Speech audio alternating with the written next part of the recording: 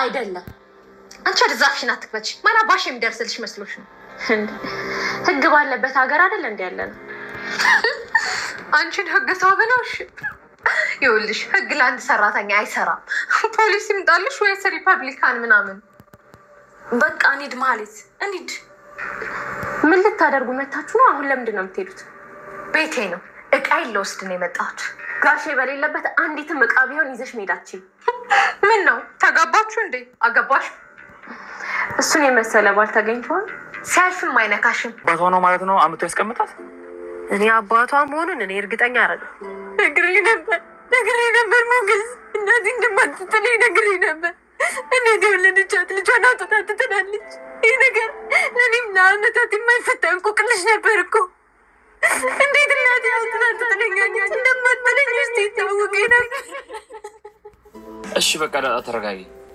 ምኑ ላይ እናቴ ልጇን ስታጣ ምኑ ላይ ምን እየተሰማት እናቴ ታስበኝ ይሆናል እኮ እኔ የፈለገችኝ እኮ ሊሆን ይችላል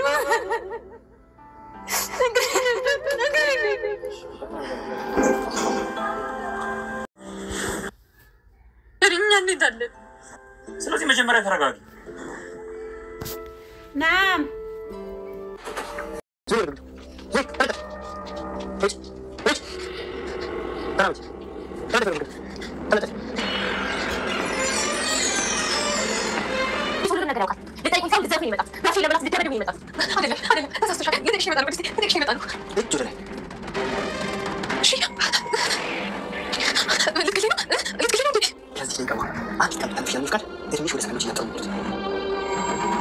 ማህሌትና ኤፍራታ ዛሬ የእጃቸውን አገኙ በዛ ላይ ደግሞ እሷ የሚንቋት የቤት ሰራተኛ ማህየብ የሚሏት ዛሬ ላይ እንግዲህ ሰራችላቸው ቤቱን ክፍት አድርጋ ትታላቸው እነሱ ከገቡ በኋላ በውጪ እነሱ ላይ ቆልፋ ሄዳ ፖሊስ አምጥታ እንግዲህ ጉድ ሰራቻቸው ፖሊሱን በጣም ደስ ይላል ማለት ነው ዛሬ ላይ እንግዲህ እነሱ ሲንቋትና እንዲሁም ደግሞ ሲያንቋሽሿት የቤት ሰራተኛ ነሽ እኮ አንቺ ምንም አታመጭም ብለው እንግዲህ ብሩክ ወደ ውጭ ሀገር ልጁን ይዞ ለማሳከም መሄዱን ስለሚያውቁ አሁን ላይ ቤት ውስጥ ያለው እቃና እንዲሁም ደግሞ የናቱ ብዙ ወርቆች እንዳሉ ታውቃለች ማለት ነው የብሩክ እናት እንግዲህ ብዙ ሀብቶችን ለብሩክ ትታ ነው የሄደችው ማለትም የብሩክ እናት ለብሩክ የተወችው ስጦታ አለ ያንን ነገር እንግዲህ እንወስዳለን የቁልፉ ሳጥን የታለ በማለት ቅድስትን ሲያስቸግራት እንግዲህ ፖሊሱ በመከራት መሰረት ሁሉንም ነገር ተግብራለች ከዛ በኋላ እንግዲህ ያው የእጃቸውን አግኝተዋል ደስ ይላል ማህሌትና ኤፍራታ እንዲሁም ደግሞ ያው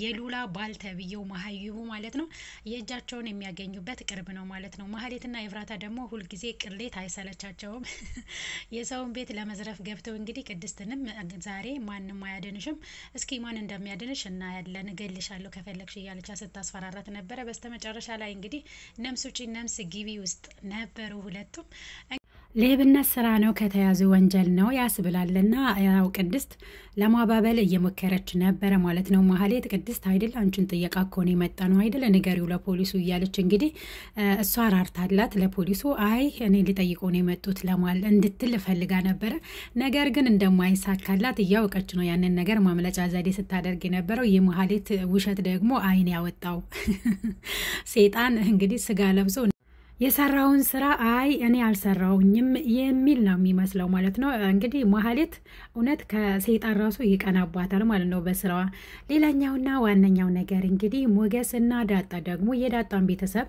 ለመጠየቅ እንዲሁም ደግሞ ከዚህ በፊት ተጥላ የተገኘችበት ቦታ የተባለው እንዲሁም ደግሞ ያነሳቻት ያሳደገቻትን ሄዳ ፈልጋ አግኝታ ነበር ማን እንደጣላት እናቷ ናት አባቷ ነው የሚለውን ነገር አጣርተዋል ማለት ነው አባቷ እንደጣላት እንዲሁም ደግሞ ትልቅ ግቢ የሀብታም ግቢ የሚመስል ቤት ውስጥ ነው የገባው ተከታትዬ ነበር በማለት እንግዲህ ለዳጣ ሁሉንም ነገር ነግራታለች ማለት ነው እስከዛሬ ድረስ ለምን አልነገርሽኝም ብላ እንግዲህ ስታለቅስ በጣም ነው ያሳዘነችኝ ማለት ነው ዳጣ እንግዲህ ብዙ እንደ ዳጣ አይነት ታሪኮች እውነተኛ ታሪኮች ይኖራሉ አንዳንዴ አቅም ባማጣት ልጅ እንዳትሞትብኝ በማለት እንግዲህ ያው የሚያሳድግበት አቅም ሲያጡ ልጆቻቸውን ይጥላሉ እንጂ ወዶ እናትም ሆነ አባት ሜዳ ላይ ህፃናቸውን አይጥሉም ማለት ልጆቻቸውን አይጥሉም ስለዚህ አሁን ላይ እንግዲህ የዳጣ አባት ወዶ እንዳይሆነ ያስታውቃል ነገር ግን ለምንድነው የተጣለችው የሚለው ነገር ደግሞ አንድ ቀን መልስ የሚያገኘው ይሆናል ማለት ነው። እንግዲህ የቤተ ክርስቲያን ደጃፍ ነው ያስቀመጠው። ከዛ ነው እንግዲህ አንስታ ያሳደገቻት። ዛሬ ላይ እንግዲህ ያው ብዙዎቹ የጎዳና ተዳዳሪዎች ስራ እንዳገኙና ትልቅ ደረጃ እንደደረሱ በዛም ልክ ደግሞ እንግዲህ እናትና አባታቸው ማሳደግ ባለመቻላቸው ሜዳ ላይ የሚጥሉት ልጆች ለሞትም እንደዳረጉ እንደሆኑ መኖር አቅቷቸው የሚበሉ የሚጠጡ አጥቶ ዘመድ አጥቶ ወይ ደግሞ ታሞ ተንከራቶ የሚሞቱም አሉ እያለች እንግዲህ ዳጣን ያሳደገቻት ወይ ደግሞ ከወደቀችበት ከጣሏት ቦታ አንስታ ያሳደገቻት ብዙ ታሪኮችን እያወራችለት ነበር ለሞገስ። እንግዲህ ዳጣ አሁን ላይ አባቴን የጣለኝ እኔ እናቴን መፈለግ አለብኝ እያለች እንግዲህ እናቷን ለመፈለግ ቆርጣ ተነስታለች። ዳጣ እንግዲህ መልካም እድል እንመኝልሻለን። ምክንያቱም መንገድ ላይ ተጥላ ስለተገኘች እንግዲህ ባዶነት ነው የሚሰማት። እንዲሁም ደግሞ ያው ወፍ ዘራሽ ነው ተብላ በብዙ ሰዎች ትሰደብ ነበረ። ነገር ግን አሁን ላይ እሷ ያው ቁም ነገር አድርጋ ስለማታየው እንዲሁም ደግሞ እናትና አባት ቢኖረኝ ደስ ይለኛል፣ ነገር ግን እንደማላገኛቸው እያወቅኩኝ አልፈልግም ብላ እምቢ ብላ ነበረ። ሞገስ ግን የራሱን ጭንቀት ትቶ እሷንም ለመርዳት የሷን ቤተሰቦችን ለማግኘት እንግዲህ ከሷ ጋር ደፋ ቀና እያለ ነው ያለው። እንዲቀናችሁ እንግዲህ እኛ መልካም ምኞታችን ነው ማለት ነው። ዳጣዬ እናትሽና አባትሽንም አግኝተሽ በደስታ የምትኖሪ እንዲሁም ደግሞ ወንድምና እህትም እንደምታገኝ ባለሙሉ ተስፋ ነን ማለት ነው። ሞገስ እንግዲህ አሁን ላይ የጓደኝነት ጥጉን ለብሩክ እያሳየነ ያለው ማለት ነው። ብሩክ ሀገር ውጪ ወጥቶ ልጁን እንዲያሳክምም የረዳው ሞገስ ነው። አሁን ላይም ደግሞ የራሱን ጭንቀትና ሀሳብ ብዙ ነገሮችን ትቶ እንግዲህ እሷንም እየረዳት ነው ያለው ዳጣይን። በዛ ላይ ደግሞ ዳጣ እንድታግዘው ይፈልጋል። ሉላን ነፃ ማውጣት ይፈልጋል። ሉላ በአሁን ሰዓት ላይ እንግዲህ በባርነት ነው እየኖረች ያለችው። ከቤት አትወጪም፣ ካሁን በኋላ ደግሞ ከፎቅ ራስሽን ወርውረሽ የምታጠፊው ምን ለመሆን ነው? እኔ ደግሞ ያው ሞገስን ካልገደልኩኝ አንቺ ያኔ አርፈሽ ትቀመጫለሽ። ሞገስ ካልተገደለ ግን አንቺም ቁጭ እንደማቲ አውቃለሁኝ። እሱን ፍለጋ ነው ውጪ ላይ የምትወጪው እንጂ አየር ለመቀበል ወይ ደግሞ ሰማዩን አውቆሽ ሰውን አውቆሽ አይደለም። ምን አጎደልኩብሽ? እንደምታይ ምንም የጎደለብኝ ነገር የለም፣ ሀብታም ነኝ፣ የፈለኩ ቦታ እየወሰድኩሽ እያዝናናውሽ ነው እያላት ነው። ነፃነትን ከልክሏት እንግዲህ ያው ብር ስላለው ብቻ እየጋበዛት እንዲሁም ደግሞ እሱ የፈለገውን ቦታ ብቻ እየወሰዳት ከቤት ውስጥ ሳያወጣት ቤት ውስጥ እየቆለፈባት እንግዲህ ካሁን በኋላ ደግሞ ከቤትም አትወጪም፣ አየርን መቀበል የለም፣ ጣራው እንኳን እንዳታይ ነው የማደርግሽ ብሏታል ማለት ነው። ራሷንም እንዳታጠፋ እንግዲህ ለዛሬ አድኗታል። መጨረሻውስ ምን ይሆን የሉላ ነገር? ሉላ በጣም ነው የምታሳዝነው ማለት ነው። እንግዲህ ሉላዬ በአሁን ሰዓት ላይ መውጫም የላትም፣ ወደ ውጭ መውጣት አትችልም፣ በር ቆልፎባት ነው የሚሄደው ማለት ነው። እንግዲህ የሉላ ስቃይ ደግሞ የሚያበቃበት ቀን ይመጣል። ሞገስም እንግዲህ ካሁን በኋላ ለሉላዬ እንግዲህ ለሷ ብዙ ነገር መሆን እፈልጋለሁኝ፣ እሷን ነፃ ማውጣት እፈልጋለሁ። ለሱ ደግሞ ዳጣዬ አንቺ ታስፈልገኛለሽ። አሁን ላይ እኔ ምንም ነገር አልፈራም፣ ሞትም ቢሆን አልፈራም እሷን ነፃ ካወጣውኝ። ካሁን በኋላ ግን ለአቶ ዝና አልተኛለትም እያለ ሞገስም እንግዲህ ቆርጦ ተነስቷል። ማህሌት እንግዲህ ከዚህ በፊት ለማስገደል ብዙ ሰዎችን ቀጥራበት ነበረ፣ ነገር ግን አልተሳካላቸውም። ካሁን በኋላም እንግዲህ ያው ንጹዋንን የሚጠብቅ ፈጣሪ አይተኛ። ምክንያቱም እውነት ትቀጥላለች እንጂ አትበጠስም ማለት ነው። እውነት ከሞገስና እንዲሁም ደግሞ ከብሩክ ጋር አለች። ብሩክ ደግሞ እንግዲህ ልጁን አሳክሞ ከመጣ በኋላ ከሞገስ ጋር በመሆን እንግዲህ ያው ሉላን ነፃ የሚያወጣት ይመስለኛል ማለት ነው። የጓደኝነት ጥግ እንግዲህ ያው ብሩክና ሞገስ ላይ አይተናል። ማህሌት ግን ከስህተቷ የማትማር አሁንም እንግዲህ ሌላ ነገር ውስጥ ገብታ እንዲሁም ደግሞ ኤፍራታ ተብዬዋ እንግዲህ እየመከረቻት ለምንድን ነው አሁን ብሩክ የለም ቤቱ ሄደን የቤቱን እቃ ለምን አናመጣም? ደግሞ የለመድሽው ሰፈር ነው ምንም አይሉሽም ብላ እንግዲህ ይዛት ሄደች። ከዛ በኋላ እንግዲህ ያው ተዋርደው ነው የተመለሱት። በስተመጨረሻ ፖሊሱ እንግዲህ ምን እንደሚያደርጋቸው የምናየው ይሆናል ማለት ነው። እጅ ወደ ላይ ተብለዋል ማለት ነው።